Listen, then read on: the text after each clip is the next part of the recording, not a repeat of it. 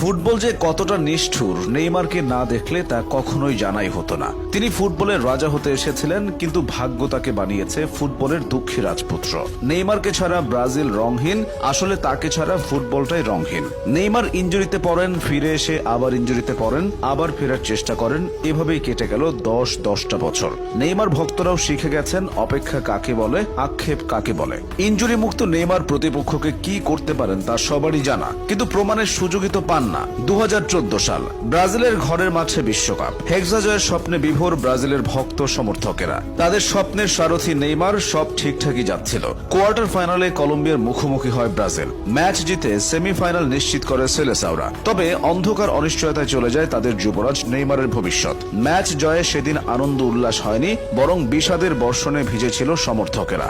Colombian খেলোয়াড়ের করা এক অপ্রয়োজনীয় ট্যাকেলে শত কোটি সমর্থকদের হৃদয়ে রক্তক্ষরণ ঘটিয়ে স্ট্রেচারে করে মাঠ ছাড়েন নেইমার। মেরুদণ্ডে বড়সড় ক্ষতি হয়। তারপর থেকে বারে বারে ইনজুরিতে পড়েছেন, হারিয়েছেন স্বাভাবিক ছন্দ, জুটেছে অভিনেতা তকমা। রাজপুত্র থেকে রাজা হওয়া হলো না।